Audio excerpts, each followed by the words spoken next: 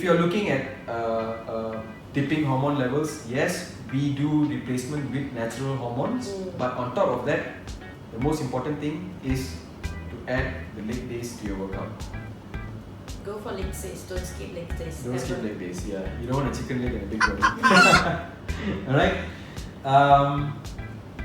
My opinion on steroids when it comes to bodybuilding.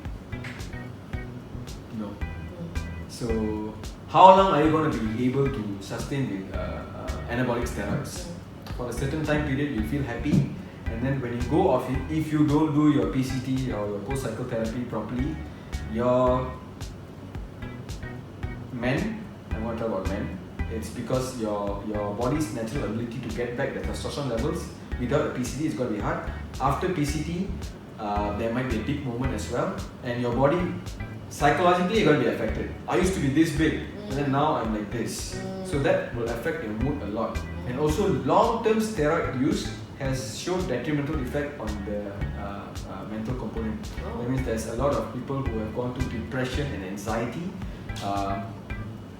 For people who have used it prolonged periods, like 2 to 3 years even, some studies say, that there might be some mental component which is affected because of these anabolic steroids. So if you ask me, as compared to taking growth hormones, yes, I think that you can take growth hormones, of course, but then I'll tell you more about growth hormones, how to safely take it. It's better than taking steroids. Yeah. Okay, we'll be cleared that one out. Next one, tips for people with lower body fat. Tips for people with lower body fat. Oh, that means the person who's having like what do we say, like a pear? They say like a pear-shaped body, which is like more weight on the lower parts of the body. This affects mostly women. Because estrogen makes you put on more weight around the legs and the buttocks and the love handle region. I think this is a tip general for most people who want to lose weight. As I said earlier, keep working out and taking care of your diet. Any kind of body fat, wherever it is, like apple shaped or pear shaped, you'll be bound to see some difference. Don't give up. It might even take more than 90 days, but I'm sure within the first month you will see a difference. 21 days to see a difference first, and then from then on, don't give up, make it a habit, you will see a difference. Yeah, also watch what you're eating. Like if you're eating a lot of tofu and tempeh and everything, okay, or soy milks and stuff, so you know that you're increasing your estrogen levels. So you want to like probably reduce the amount and see how your body works with that. So that is a very important thing. First, concentrate on the macros, and then what Angel has said here is those foods which contain estrogen. You can go and Google it up, what kind of food contains estrogen. Another very important thing that people forget is that these days, a lot of people take a lot of intake of chicken. And you know that chicken these days are very processed. That means it's injected with hormones, which makes it fatter, faster, and grows faster than normal. And this in fact are mostly estrogenic hormones which are injected into chicken, and that is one way that you can get it into your body. So jaga your intake of your ayam. I think what we can do is go for antibiotic free food, antibiotic free, hormone free chicken. Spend a little invest in your health. Invest in your health. Okay, it's okay if the chicken costs more than what it is, probably extra 5 ringgit, but go for it. You will see results, and it does your body wonders too. I take antibiotic free chicken. I don't need a normal chicken. Yeah. So we go on to the next question. Simplest way to lose love handles.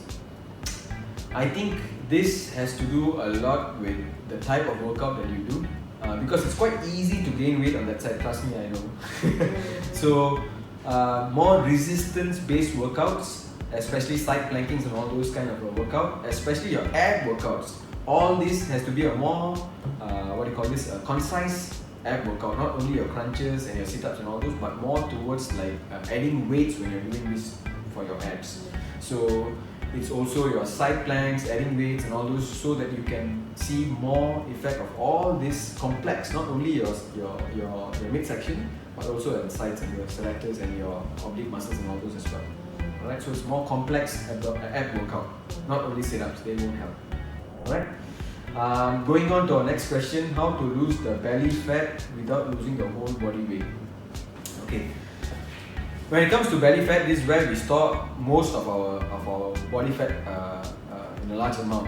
So both subcutaneous atau lemak bawah kulit and visceral, which is lemak yang tak baik around your organs lah, including organ.